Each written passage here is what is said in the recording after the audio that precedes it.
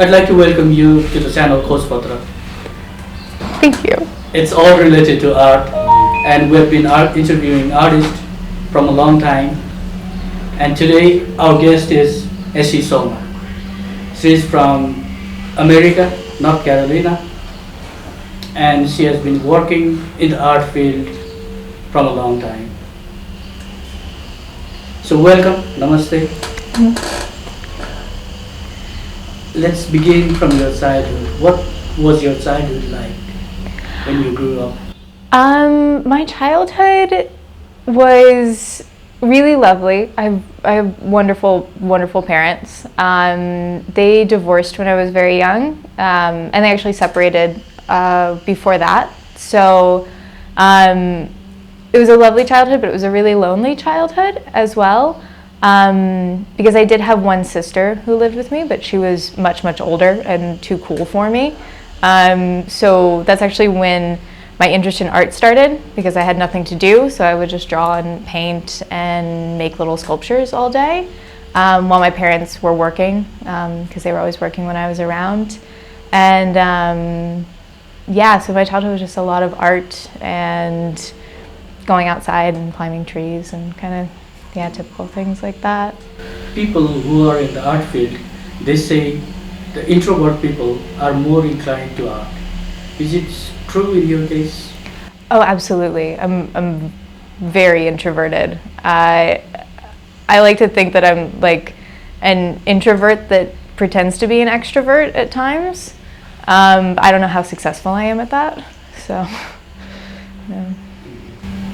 Can you remember any of the incidents that moved you or that compelled you to choose art as a medium to express yourself?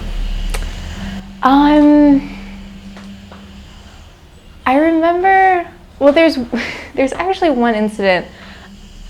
It didn't inspire me to make art, but I think about it a lot.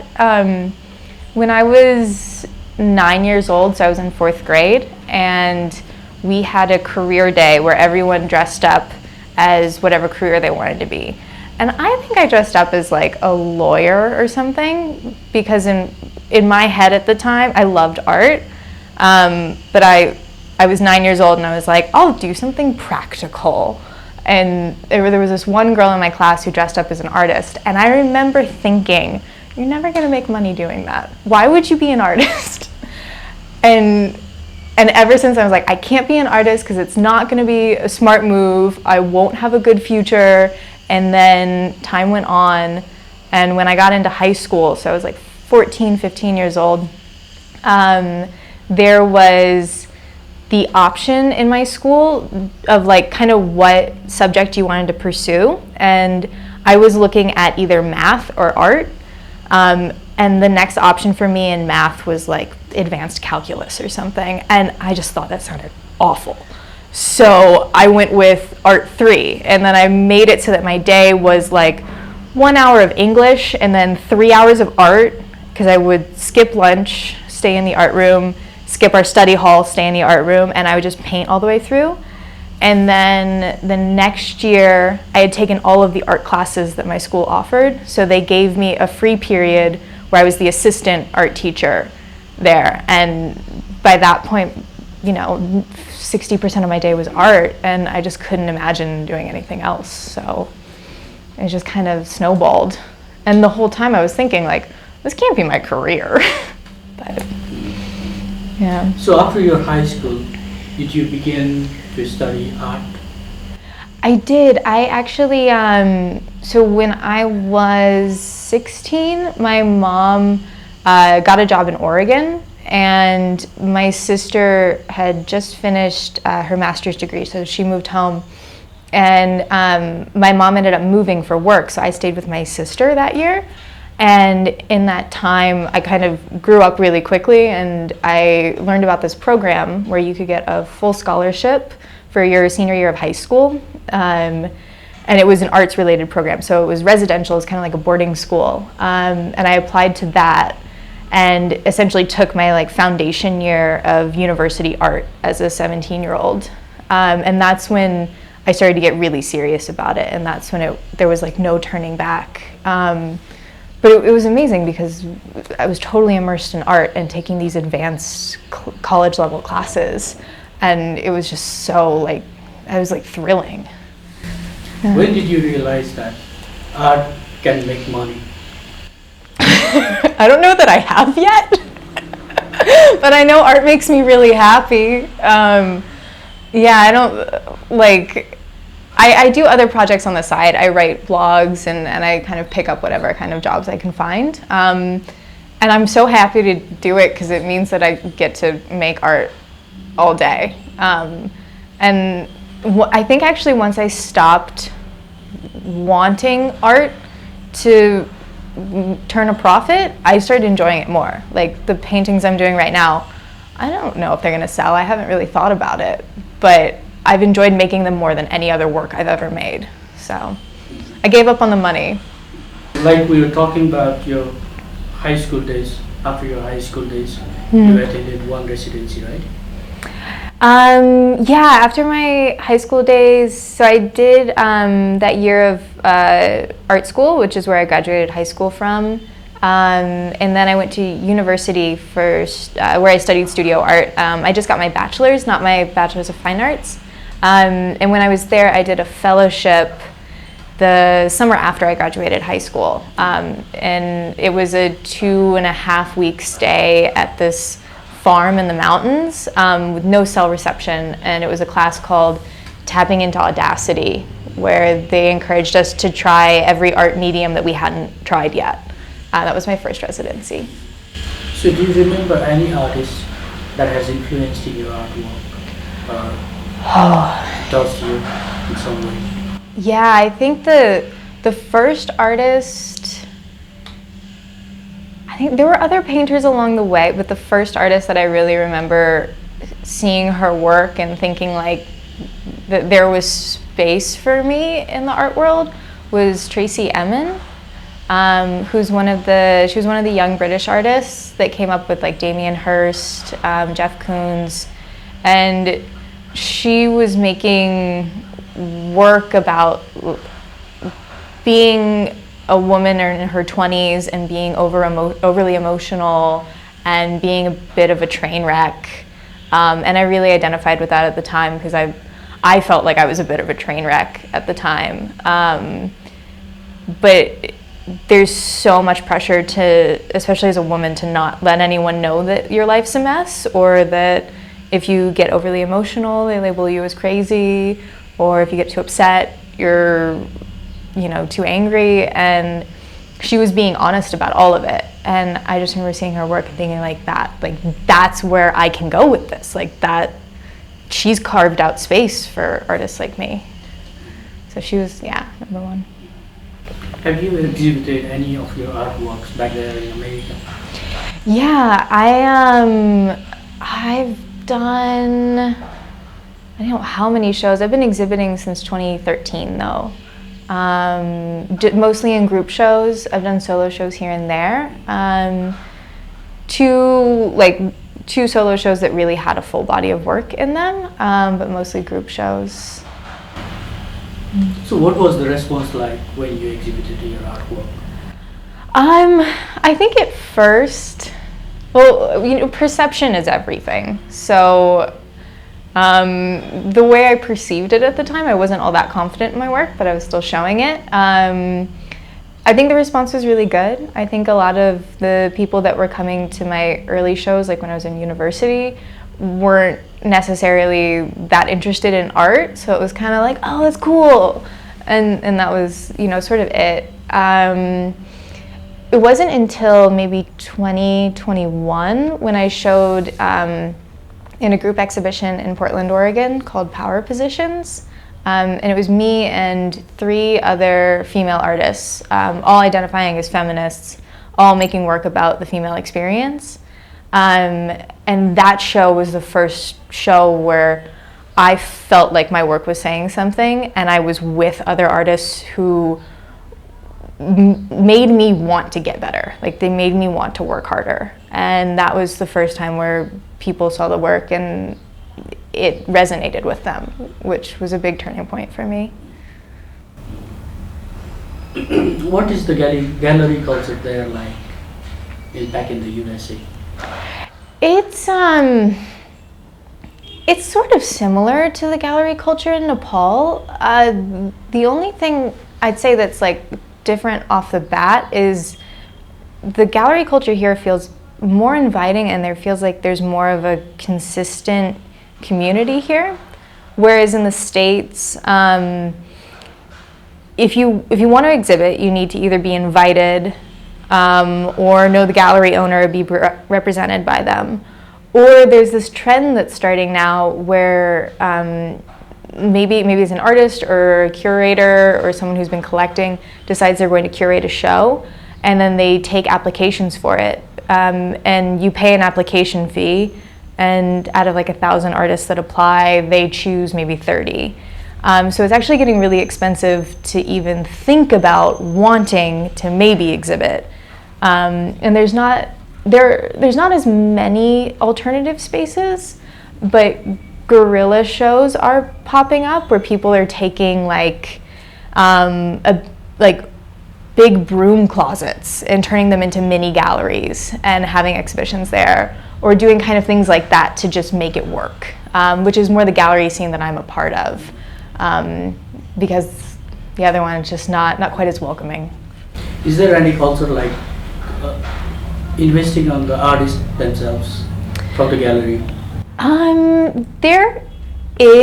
There's a little bit of debate about it, and I don't know how accurate the debate is because I'm not as involved as I used to be. I used to work for a gallery, and when I worked at the gallery, there was a lot of attention paid to like how much attention is this artist getting, how many followers do they have on Instagram, how much is their work selling for, and it was like you have like an emerging artist and mid-career artist, and then you have all these artists that are starting out but they don't qualify as emerging, even though emerging means they're beginning. So it's like you have to work your way up to be considered to be beginning your career. So it's a little tricky there, but there are more and more programs and grants becoming available, and micro grants, which have been really interesting to see, which are like $300, $400 someone can apply for, that just supports, materials for an exhibition, or if you have like rent for your studio you can't cover for the month, there are now programs that'll support you, and those are more community driven, which is kind of the side of the art world that I'm excited to see. So who pays mostly for those kind of work? Those would be, I guess it'd be more like kind of social justice programs, but it's not really the galleries themselves. I haven't, like most of the galleries that I've known in the States are for-profit galleries, so they're really only interested in selling work. But you do have a lot of programs starting. I think there's a few in Austin, Texas right now that are making free zines for people, and they're using their zine to promote other artists, and they're accepting the submissions for free, and then all the money that they make off of the zine, if there are donations, they then put into grants. So it's kind of more grassroots organizations like that. Let's talk about the price of the artwork now.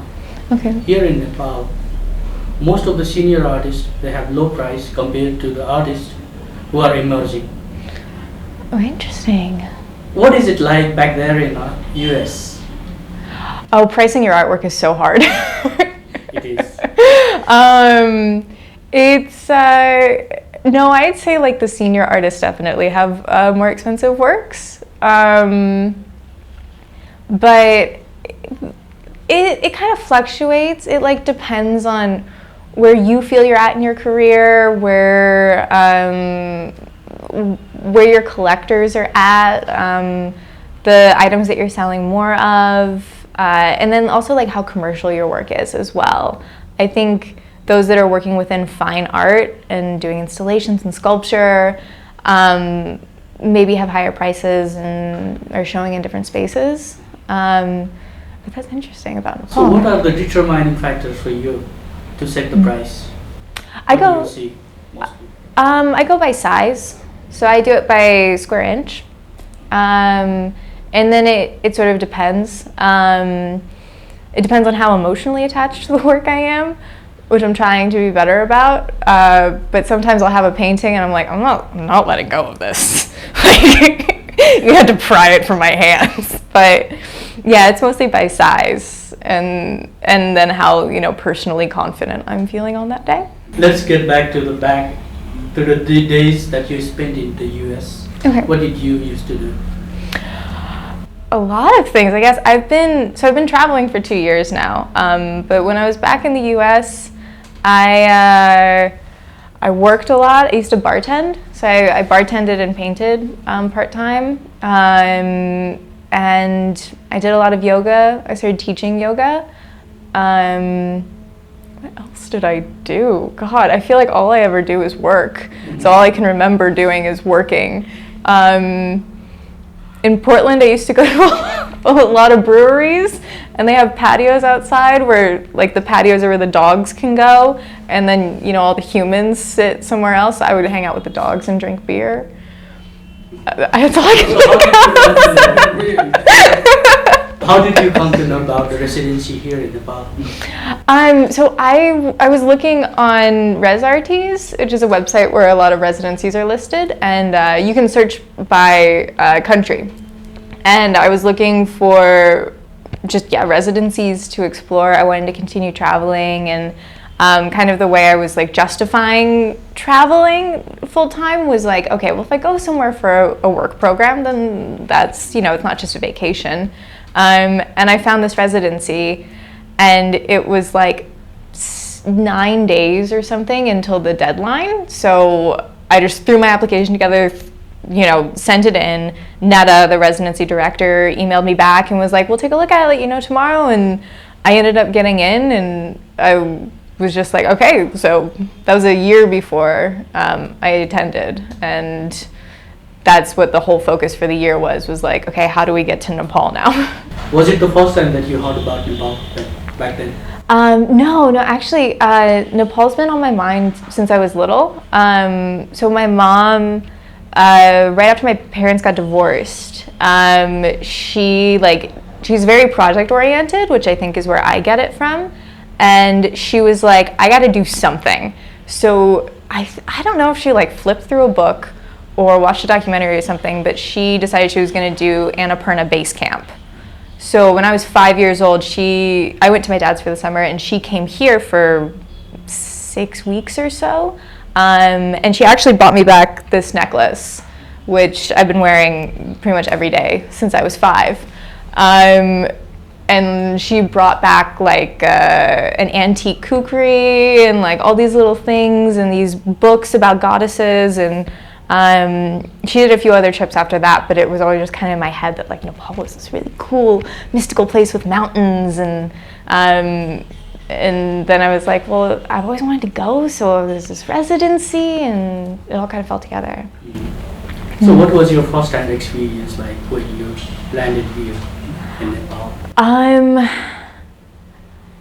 I remember just feeling like really calm. I feel like that's kind of a cliche, like I felt at peace, but there's something about kind of the chaos of Kathmandu that felt welcoming to me, because I can be kind of a chaotic person, and like all of the scooters and driving on the other side of the road and all the people and noises and everything just kind of felt like home a little bit. So I felt really relaxed, and I remember like walking down the street one day. I was walking to Tamal to just check out Kathmandu Durbar Square, and someone just came up to me and just started talking to me, but they didn't want anything. They were just like, how's your day going? And I was like, oh, you're just really nice. And that's just kind of been everything so far. Like everyone's just been really nice, and it's felt really comfortable. So. Was it that instant that you started painting here? Yeah, so it was day 1 or 2, I think. I think day 1 I like kind of adjusted to the time zone and slept, and then day 2 Netta, residency director, let me know about a group show at Davu Gallery. It's called Women in Action, which was like right up my alley. And she said, you have 3 days to make a piece. So I just started painting and just threw something together. And a lot of my work is based on like news articles and either like political or cultural history. So I just started reading articles and kind of patched something together really quick. So in most of your paintings, the most common thing is the spiral waves going on around the subject. What is it like? Or can you explain a bit about it? Yeah, so always in my work I've liked the contrast between three-dimensional images and two-dimensional images, because I think that it's interesting on a two-dimensional space to kind of play with images like that. But specifically with this work, I wanted to use like a psychedelic patterning that referenced psychedelic art. And psychedelic art is always characterized by its stylistic choices, bright colors, fine detail, and those patterns that you see, kind of the optical illusions in them. And I had been thinking about, because I've been thinking about Nepal for so long and been romanticizing it and thinking about it, what is the history of that? Like, how have people in the West been doing that? And I found out that it started in the 60s and 70s, right around when psychedelic art started. And I kind of saw these parallels between it, and I thought that that would be a really good visual language for telling that story. We are in the 23rd, right?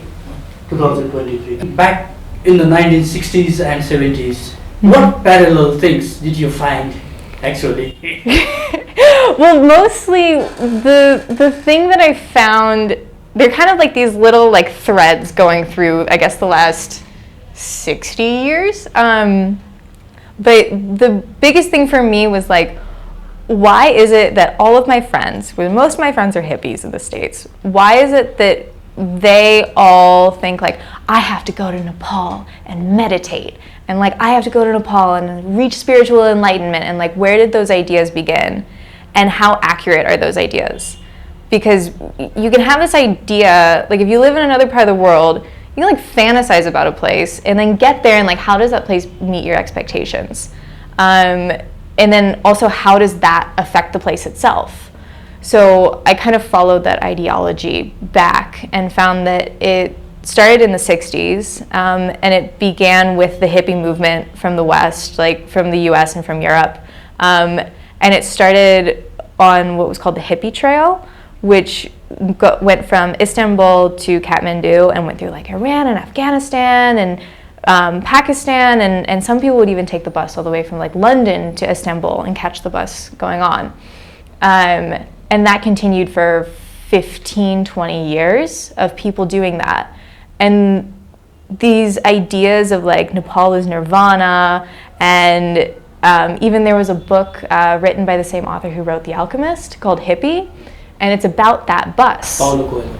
Yeah, it's about that bus that goes here, and the whole time on the bus, all these hippies are talking about how when they went to Nepal the last time, they meditated in a cave and they understood parallel realities. And so I read that when I got here and just started researching. Then I found out like about like Freak Street in Nepal and how all these cafes with all these Westerners coming in started playing like American classic rock, and they were playing the Rolling Stones, and they weren't serving just dalbat, like they were serving pizza now alongside like hashish cookies, and just like the culture was changing around it. So that kind of got me started on researching more about how that relationship continued. Yeah. So in some of your paintings, the emotions can be felt, like the one in your back. Where did you see it, and what impact did it have in you? I guess it like the reason I chose these portraits, well, the thing I should start with is the reference images for these monochromatic portraits were taken by Rochelle Steele, who's a fantastic photographer. And she was in residence here with me last month, and we kind of collaborated on these pieces because the thing that I'm wondering about Nepal, like the reason why people are so attracted to visiting Nepal, I feel like they can't really have words put to it. Like it's just so difficult to describe. And so I wanted to paint portraits where the feeling was just as difficult to describe. So in these, I like the direct eye contact. I like the body language, the kind of like, especially in this one, like it kind of looks like he's questioning you and he's wondering like, why are you looking at me? And you can't tell if he's upset or if he's just questioning you, but he also has this like gentleness in his eyes, and I think it was like the facial expressions were so complex. And they just kind of also lended to this like kind of dream-like psychedelic idea, and it all kind of fell together. Let's talk about your love with the momos now. Oh, well, momos are great. Momos and honey is a distinct combination. Can you be more specific on what it tasted like when you tasted it for the first time? This is momos. Yeah, so since I got here, I've started putting honey on a lot of things. I started putting honey on my eggs too, which is another combination I recommend. But the reason, well, I guess we'll talk about the taste. The taste was great. You have to fry the momo. Like it has to be crispy on the outside, or else the honey will make it soggy and a little weird. Because I did this where it's my hand, and then I had my phone set up on a tripod, and I poured the honey over top of it. I did a couple different ones, so I had a few momos on standby, ready to be covered in honey. One of them was soggy, and it was like steamed, and that was not a good idea. But the fried one worked best for the photo and had a nice coating of honey on it. So I highly recommend it. Yeah. And honey on eggs. I recommend that as well too. Boiled eggs. Oh, scrambled eggs. I know, it's weird, but I recommend it. Okay. Yeah, so the idea for it came, I think this was the second or third painting. No, it was the third. It was the third painting that I had done. And this was after watching the documentary Honey Hunters. So I just had in my head, I'm trying to figure out like what's the connection between fantasy and reality, and what's like whimsical within that, and like what's the magic of it. And then I watched this documentary on psychoactive honey, and like all these like lines are firing and it's not really making sense yet, but I thought like, well, why don't I just dip a momo in honey? Like that would be a really cool painting, and then that will maybe start something else. So it started out as just the momo with honey, and it was originally just going to be floating in space. There wasn't going to be a hand with it, but then hands became a focus of my work as well, because they were always doing something, and I found that action really interesting. So yeah, so I had the honey dripping, and it was like glistening and glittering, and then the background I wasn't sure what to do with, and I just started thinking like the background doesn't have to make rational sense by any means. It's painting, like nothing has to make sense.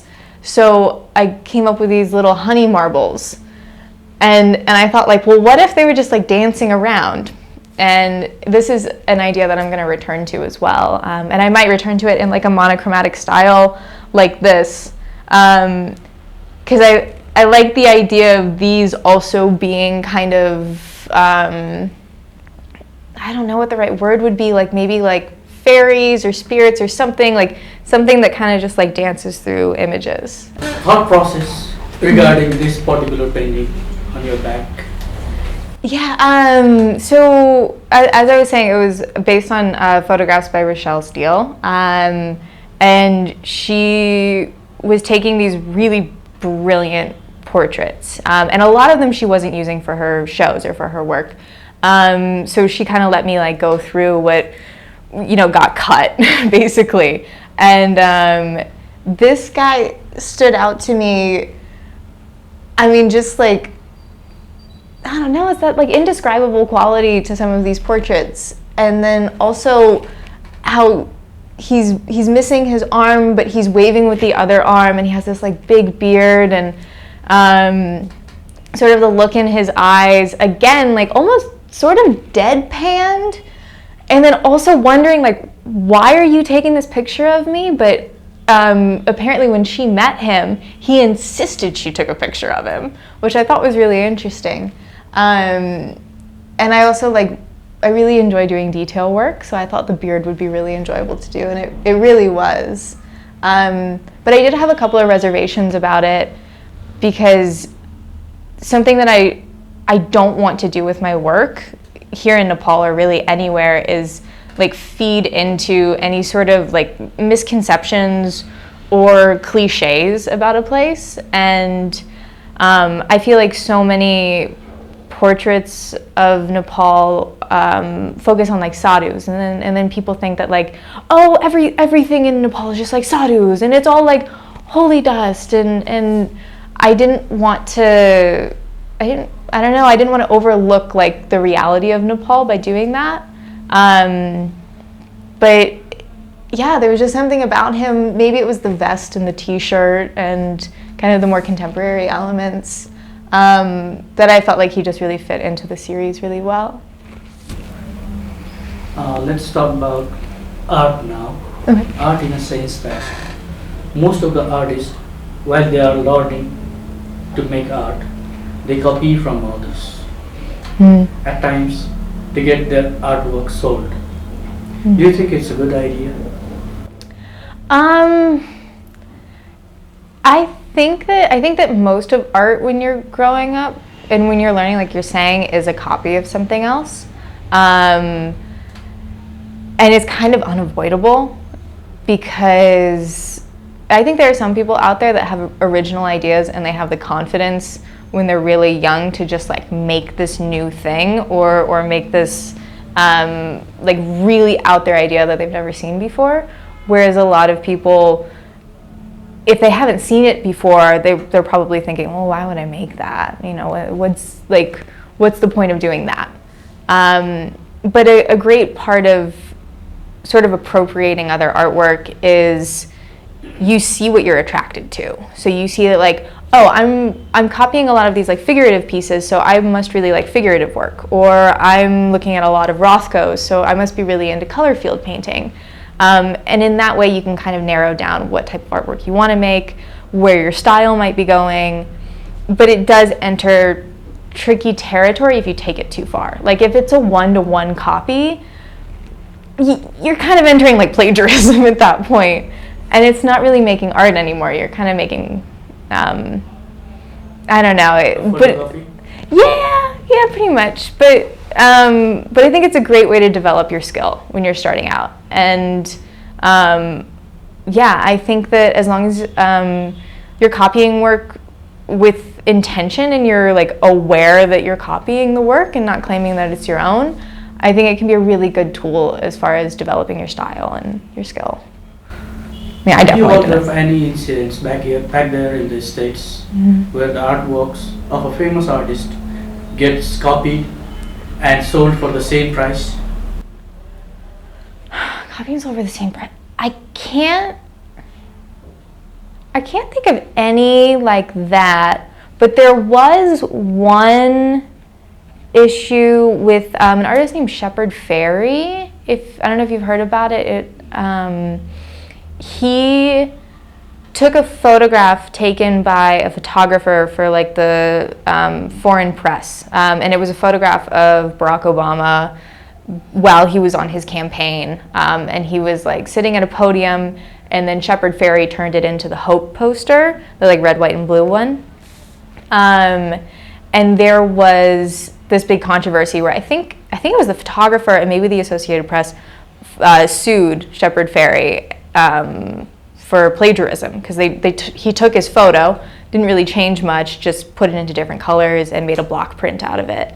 And it opened up this really big dialogue on what is plagiarism, what is appropriation, how does copyright relate to images, and then if you make changes to an image, when then does it become artwork? And I think ultimately Shepard Fairey lost, but then they kind of like narrowed down the laws around plagiarism and appropriation, and I think the rule now is you have to make at least 7 changes, but it's still such a gray area. That's the only time I can think of, and he made a lot more money off of that piece than the guy did. I think the guy like sold it to a newspaper, and you know.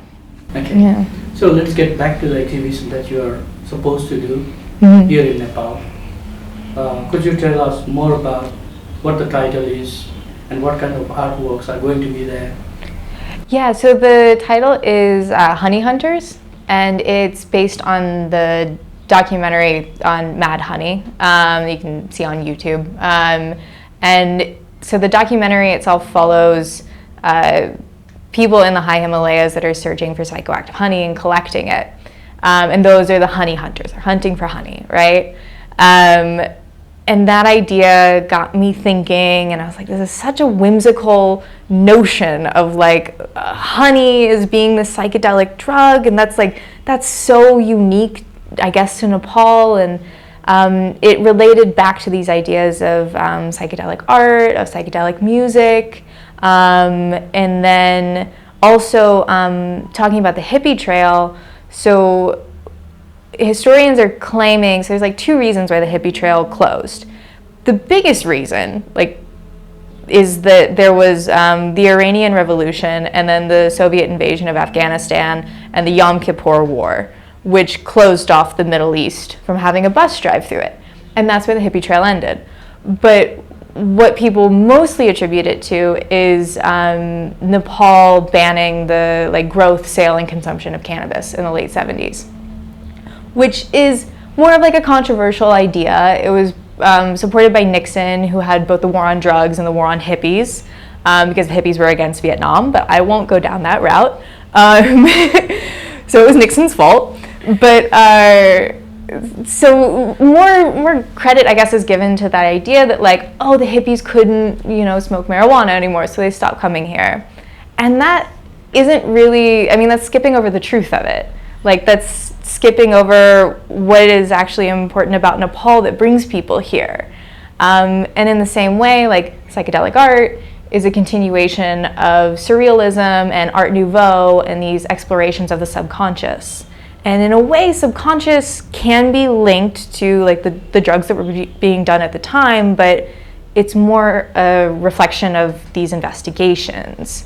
And I thought the same way, if I title the work Honey Hunters, people are going to think that it's about the psychoactive honey, when really the honey hunters are the people that I'm depicting in this artwork who are kind of searching for and presenting what this sweet thing about Nepal is, what the honey about Nepal is.